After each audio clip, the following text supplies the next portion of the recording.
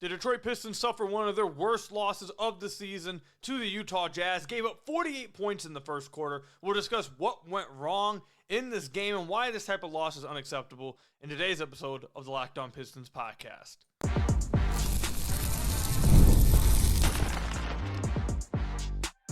You are Locked On Pistons, your daily Detroit Pistons podcast, part of the Locked On Podcast Network, your team every day. What's the deal? Welcome back to another episode of the Locked On Pistons podcast. Per usual, I'm your host, Ku Khahil. You can find me over on Twitter at Ku Khahil. I want to thank you guys for making Locked On Pistons your first listen of every single day. We are free and available on all your podcast platforms. If you haven't already, head to the YouTube channel at Locked On Pistons. Hit that subscribe button or leave us a 5-star review on whatever podcast platform you're listening to this on. That's another great way to support the podcast. And today's episode is brought to you by FanDuel. You can start the season with a big return on FanDuel. New customers can place a $5 bet and you'll get started with $150 in bonus bets if you win your first $5 bet. Visit FanDuel.com to get started today. I also want to let you guys know to head over to LockedOnDaily.com. Type in your email and you'll get a Locked On Pistons daily newsletter along with your Locked On Pistons daily podcast. And if you haven't already, please head over to the YouTube channel. We're on our way to 10,000 subscribers. We're 900 subs away. We're trying to get there by the end of the year. Please head over there. Hit that subscribe button if you haven't already. I really would appreciate it. In today's episode, I want to talk about later in the episode, we'll talk about something real positive with Holland and Ausar Thompson. But we're just going to break down this game the Pistons played against the Utah Jazz. I do want to quickly say I apologize for those of you guys who stay up late for my YouTube uploads. You guys who listen on the podcast platforms, you guys usually get the episodes every single day, same amount, same time. A lot of you guys like to listen on the way to school or on the way to the job or on the way to dropping off the kids. So you guys usually get it at the same time. But I want to apologize. I am uploading late on YouTube. I was credentialed for this game, so I didn't get home until real late. So I apologize for that. But this game did not go well for the Detroit Pistons from the opening tip. It was not a good game for the Detroit Pistons from the get-go. They allowed 48 points in the opening quarter of this game against the Utah Jazz. And this is a Utah Jazz team that was 5-20. They ended up losing the game, obviously, 126-119. This is just a loss you cannot have. Malik Beasley spoke to it after the game in the post-game presser.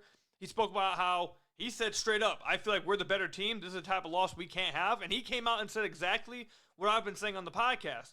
He said these type of losses are going to come back to bite us at the end of the year if we don't cut them out. And that's what's going to keep happening. Losses like the Charlotte game at the end when you allow offensive rebound, or a loss like this when you just let a team that's worse than you, a team that has really struggled all year, to come out and just blitz you, just completely blitz you from the get-go. Those type of losses just can't be accepted, man.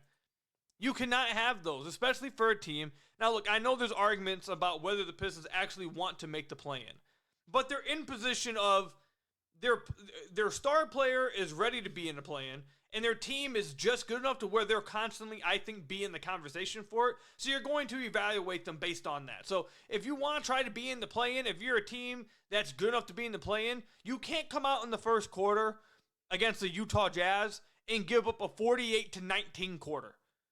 48-19 quarter. Now, the Utah was hot. They were hitting some crazy shots.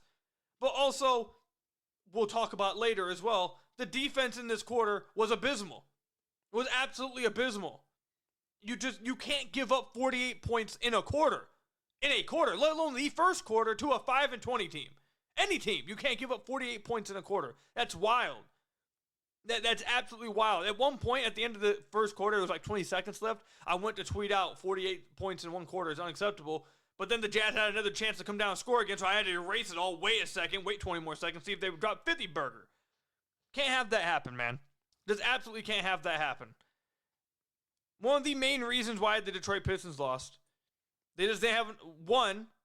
I don't want to spoil the second segment. So we'll talk about the defense and certain players not performing to standard and some players just needing to lose minutes. We'll talk about that later. But aside from the defense, which we'll get to, the Pistons just didn't have enough offensive firepower in this game either to keep up. The Pistons had 33 from Cade. He was the only person in double figures in the entire starting lineup. The only other person who really contributed scoring-wise was Malik Beasley at 26 points, but he did that on 26 shots, and it's not even like one of those bad, at least to me, it's not one of those bad 26 shots. He took 19 threes in this game. 19. He had to get these threes up just to get the Pistons back into the game. He was taking a lot of forced threes at the end of shot clocks, trying to get them to get back into a game that they're down. They find themselves down 29. You're not going to get it just getting twos. He was just getting threes up. And he actually shot a fine percentage. 37% is fine. That's a good percentage. So, Malik Beasley, again, and Cade continue to be a really good duo, and they really are the only ones who showed up scoring-wise tonight.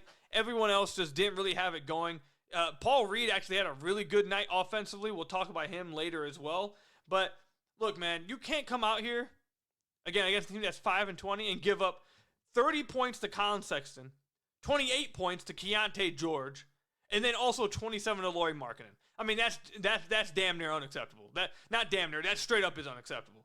How many points is that between two guys? Or three guys? 54. That's 84 points that you gave up to three players on a team that's won 5 games. I mean, that's just abysmal. That's just crazy.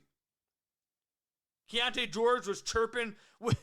I'll tell you this much, too. This is one of the most wild games I've ever been to. Keontae George was chirping all night to fans. He got so close to going into the stands that security guards ran onto the court, had to separate him from a fan. He ended up going to the locker room. I thought he got ejected. Turns out he was just hurt at the same time, so he ended up going to the locker room, ended up coming back out. But him and a fan got so much into it that benches damn near cleared. Players that were going out there trying to separate stuff. That was insane. Then no damn near than 10 minutes later, you got Ron Holland squaring up, straight up, with Jordan Clarkson. Both of them got the blows up. They were ready to swing on each other. You got that happening. Then in 10 minutes after that, you got Paul Reed, and I think that's, was it Eubanks? I don't think Eubanks is on the team. Yeah, I think actually it might have been Eubanks. Either Eubanks or Jazang on the Jazz. They damn near get into it. THJ gets involved. Then during all of this, you got JB Bickerstaff losing his mind. Losing his mind on the sideline the entire game at the refs. The entire game at the refs. It took everything in JB to not get ejected from this game. I am shocked that he didn't end up getting ejected from this game. Absolutely shocked. The refereeing in this game, by the way, horrible. Absolutely horrible. I'm not blaming the refs for the Pistons' loss. They played abysmal defensively in that first quarter, and they were fighting uphill ever since. But the reffing in this game, absolutely abysmal. Just I've used abysmal like 30 times in this podcast, but it's absolutely warranted.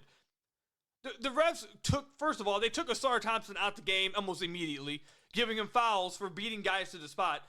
You want to talk about something that needs to be changed with NBA basketball? You want to talk about why the ratings are down? It's not because people want to see more Josh Smith 2s, I can tell you that much.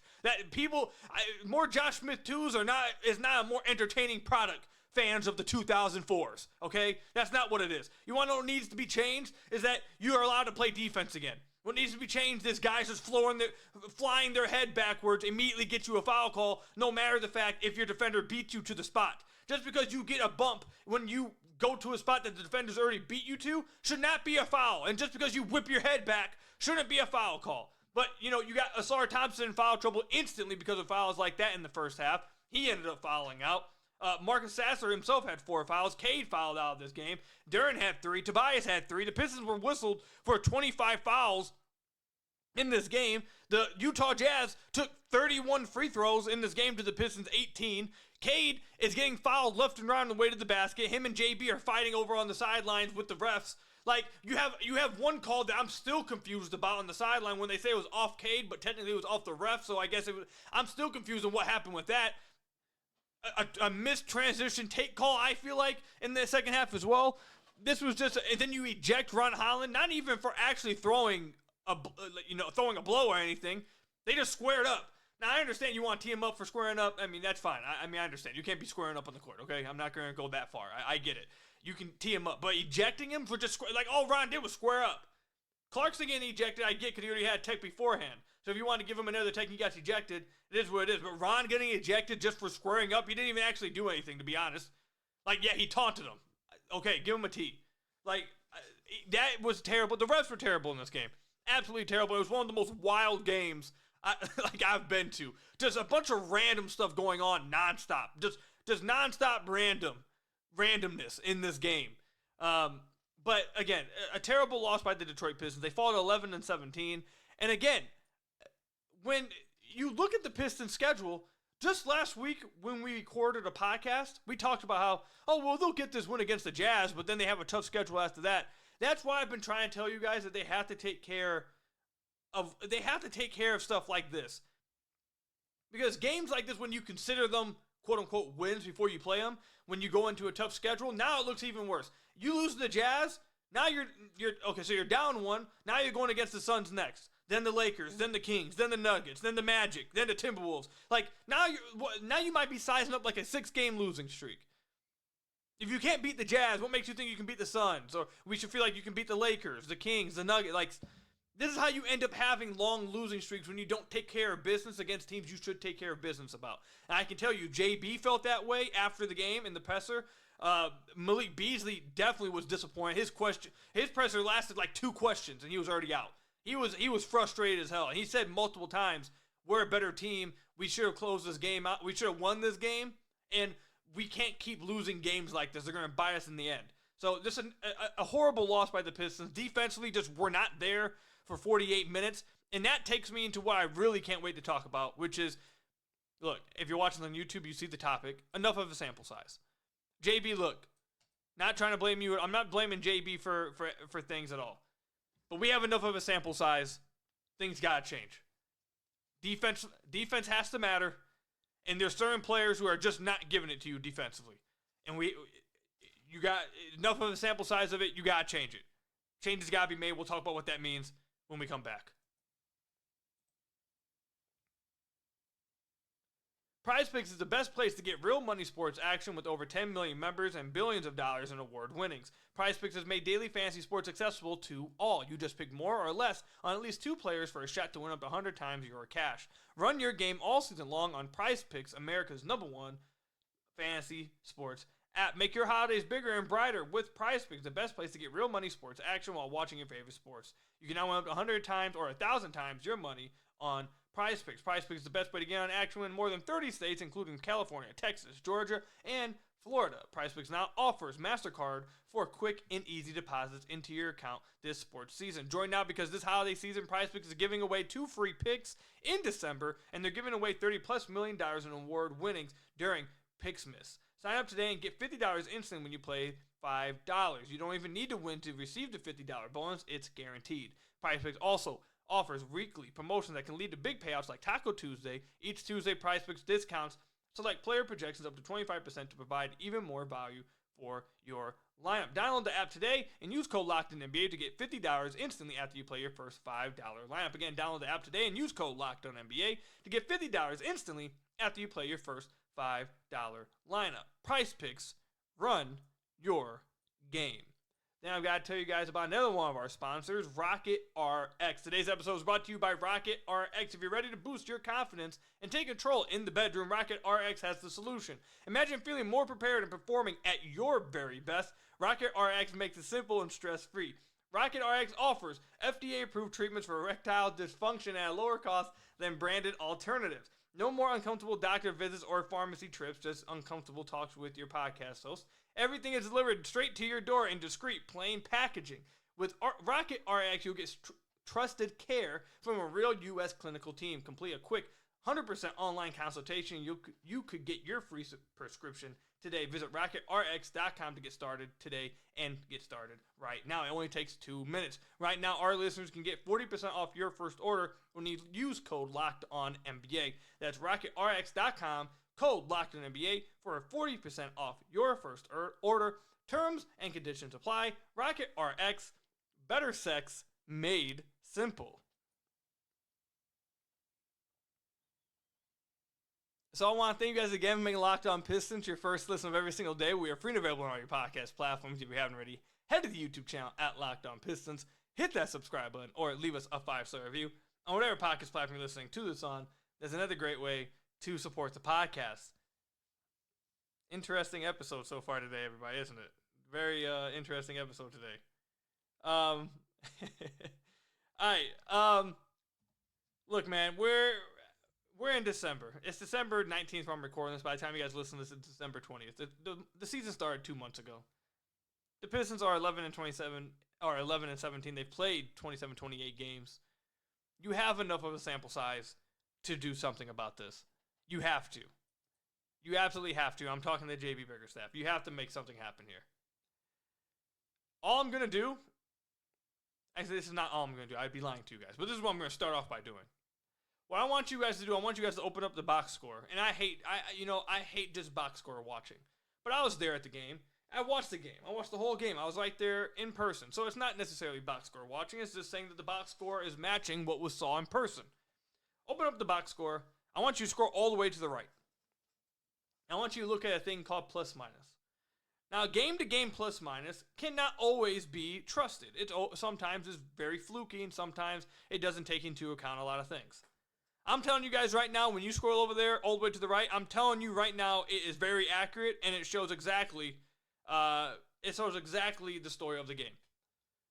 You may be asking, what do you mean? Well, Tobias Harris played 30 minutes. He was a minus 17. Jalen Duren played 25 minutes. He was a minus 26, a team worst. Tim Hardaway Jr. played 30 minutes, was a minus 20. Now, I'm going to say it again. These players, 2 of them played 30-plus minutes. 1 of them played 25 minutes. The Pistons lost by 7. And they're minus 26, minus 20. You know how big of a swing that is to when you're off the court? Look at everyone else. Paul Reed, plus 11. Simone, plus 10. Ron Holland, plus 6. Malik Beasley, plus 7. Cade, minus 5. Ausar Thompson, even 0. Marcus Ausar, minus 1. So everyone else, when they were on the court without you guys, either were straight up winning the minutes or playing them to a standstill. Is when you guys were on the court that things just went to absolute hell, apparently. Not apparently. We saw it. We watched the game. I know it happened. Didn't need the box score, but that just backs it up. The Pistons' defense absolutely fell apart anytime one of these guys came onto the court. Almost every single time, the Pistons' defense would fall apart when these guys came onto the court. Now, the simple solution, I'll give JB a bit of a pass with one. And that is, and honestly, not even a pass. I'm not really grilling JB for this. It's more so these players that have to be better. But Jaden Ivey obviously was not in this game. I think he would have been starting next to Cade in this game. Honestly, Malik Beasley should have started, but it is what it is. But Jaden Ivey will be starting next to Cade when he comes back. If it's not Jaden Ivey, it'll be Malik Beasley. It's not going to be THJ. THJ will not be starting next to Cade. It'll either be Beasley or Ivey. I'm assuming it's going to be Ivey. So you won't have to worry about that as much with THJ. So Ivey will replace that. The problem is you got Tobias and Jalen Duren. And Tobias just flat out has been disappointing this year. I was a fan of his signing. I wanted them to sign him. If he could just be what he was last year, he would be really helpful for this team. But he can't even match what he's been last year so far. He's been really struggling. Now, mind you, he did just come back from an injury in this game, so you don't want to kill him too much. But the thing is that a lot of what you've seen in this game is not too different from what we've seen from most of the season from Tobias. Now, he's been better, after the beginning of the season, but even then he hasn't been what you've wanted from him. He was just, at the beginning of the year, he was really bad, and then he was like, okay, and then in this game, he's kind of been the mix of what we saw throughout the whole season. Tobias has not had a great year at all for the Pistons, and it's hurt the team quite a bit. And then we get to this guy. Listen, man, I truly hate doing this. I tweeted this out. I hate doing this. I don't like doing this because I feel like I'm piling on. And I truly don't want to do this.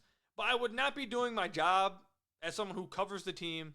I would not be doing my job as someone who's supposed to evaluate the game, evaluate this team, and give you guys the honest truth, the honest evaluations. I wouldn't be doing my job if I didn't do this. So I have to. I'd love for me not to have to do it, but I have to. Jalen Duren is hurting this team massively.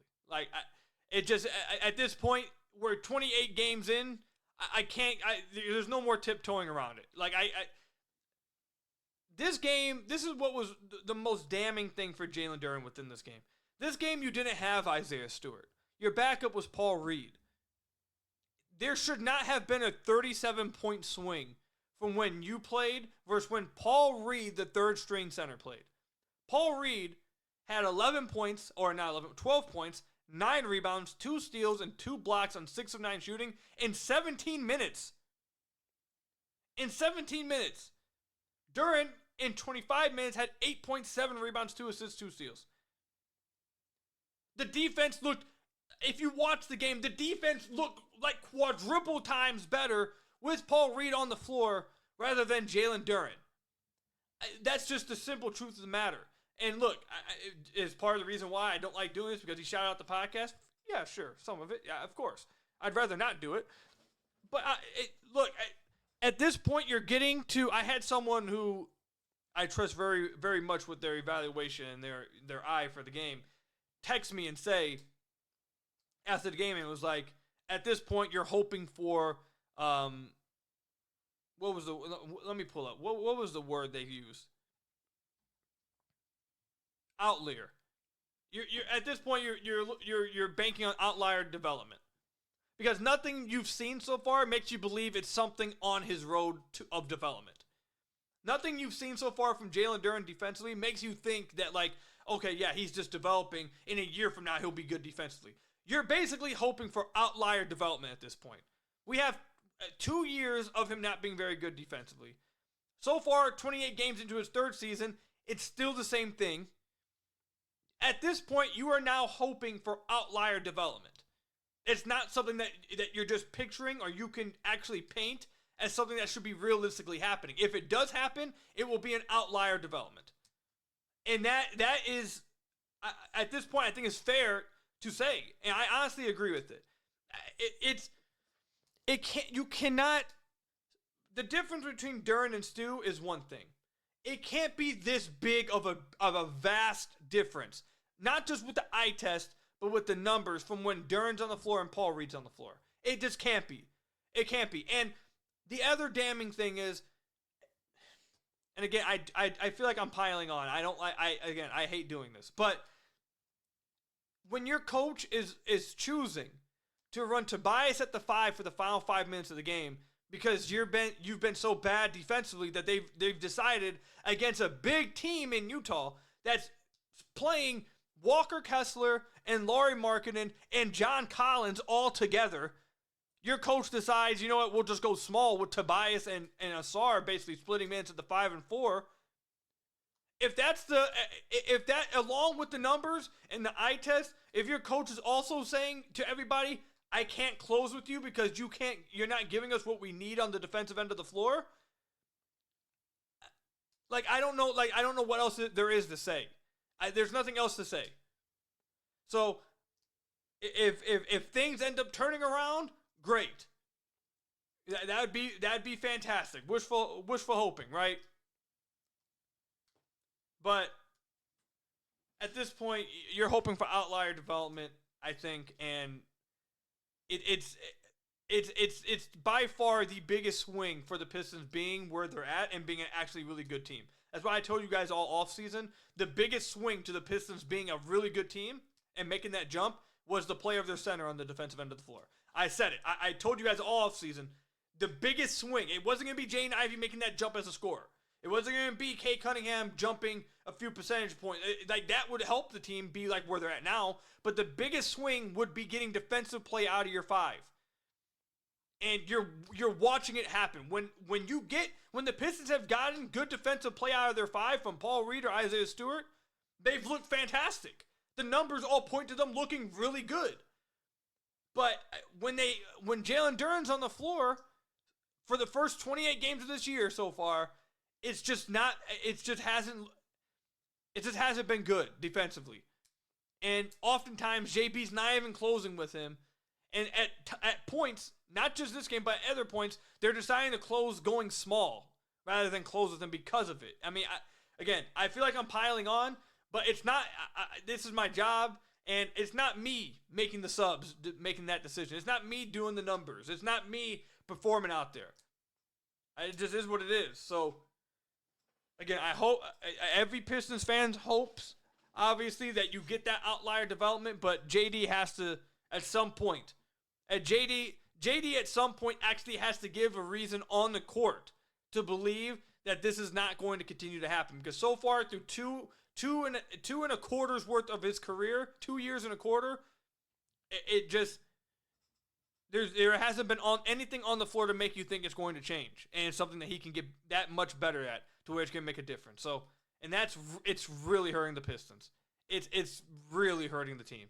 So, let me know in the comment section down below. Also, THJ can't keep starting. I said that already, but I kind of went over that because I don't think that's going to. I think JB starting Ausar tonight with THJ kind of lets you know that when Jay and Ivy comes back, Ausar will be starting with Cade and Ivy. I feel like that's kind of like previewed. So I didn't spend much time with THJ. If that wasn't the case, I would have spent more time with THJ, but I don't think he's going to be starting once Ivy's healthy. So let me know in the comment section down below or over on Twitter at Ku Khahil.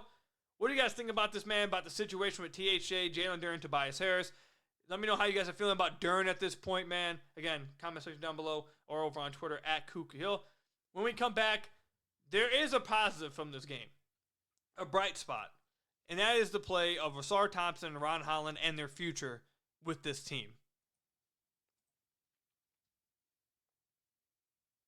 Get ready to tackle the NFL action with FanDuel, America's #1 sportsbook. Because right now, new customers can bet $5 and get $150 in bonus bets if you win. The FanDuel Sportsbook app gives you everything you need to place live bets on the NFL all in one place. So when you get a hunch in the middle of the game, you can check out the latest stats, view live play-by-play, and so much more on the same page where you place your bets. Just visit FanDuel.com to join today. You'll get started with $150 in bonus bets if you win your first $5 bet with FanDuel. Again, that's FanDuel.com to get $150 in bonus bets if you win your first $5 bet. Never waste a hunch and make every moment more with FanDuel, an official sportsbook partner of the NFL.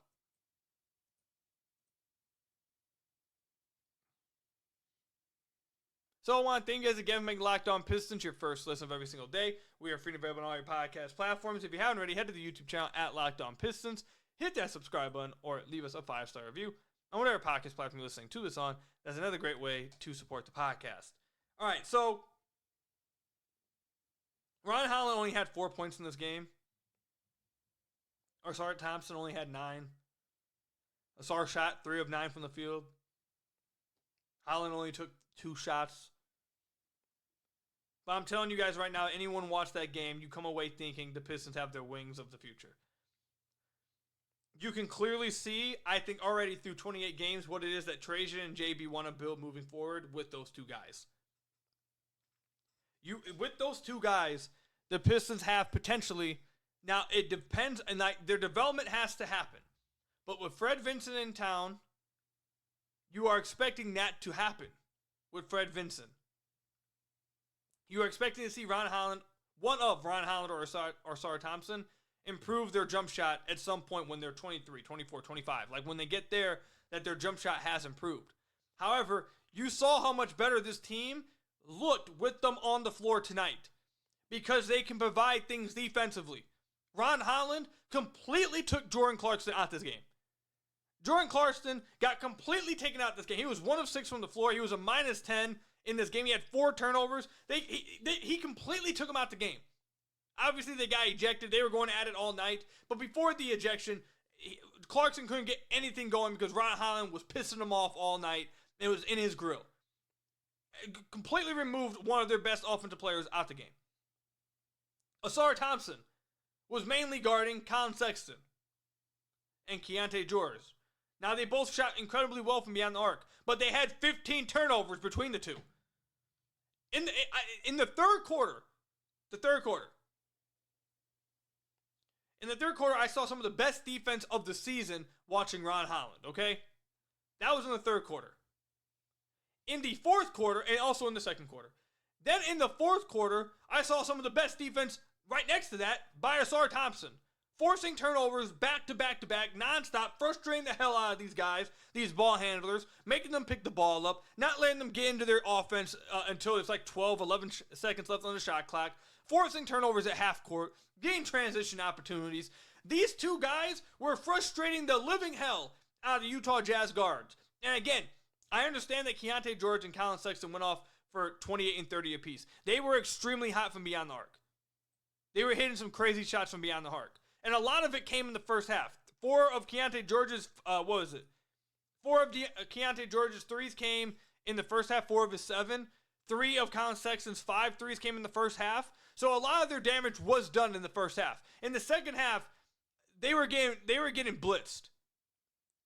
In the second half, they were just straight up getting blitzed. Keontae George in the second half, 30% from the field, 3 turnovers. Colin Sexton in the second half of this game, 4 of 8 from the field. That's fine. He shot well, but had 5 turnovers. 8 turnovers in the second half between just those 2 guys. And that was in large part, large part, to Ron Holland and Ausar Thompson. And we've seen this at other points throughout the season as well. When Ausar Thompson, last game, we saw how they looked. Everyone was ecstatic after that last Heat game. At other points throughout the year, we've seen Ron Holland develop, it seems like every single game, get better and better, and get better on the defensive end of the floor. And you can see the idea. You can see the path. You can see what Trajan's trying to build. And I see a lot of people comparing it to the situation in Houston. And honestly, it is kind of similar with Ausar's brother, Amen, and Tari Eason. You have 2 rangy, super athletic, crazy defenders. You just need one of them to develop a jump shot. And you need them to develop overall as offensive players, as cutters, as passers. And Ausar's already there as a cutter, as a passer. He's developing as a shooter. Ron's already there as a driver, as a cutter, transition guy. He's developing as a shooter, developing as a passer. They're both there defensively. They're both just making difference already in their young career as defenders. These 2 guys are the future with Cade. I feel like if you had to ask Trajan, you put him on a lie detector test, you asked him who the young core of the Pistons are, I think he would tell you Cade, Ausar, and Ron Holland. I think that's who he would say if you put him on a lie detector test. And you need one of them to develop as a shooter. But they're showing you positive and super fun things over the last few games from Ausar, and then all season from Ron, he's just been getting better every single game. You're seeing what they'll bring. Imagine... honestly, I know it would not work offensively, but I kind of just want to see them on the floor defensively at some point for like 4 or 5 minutes, just to see the kind of havoc they would cause defensively for opposing teams. Like, I can't imagine opposing ball handlers trying to dribble against Ron Holland and Ausar Thompson.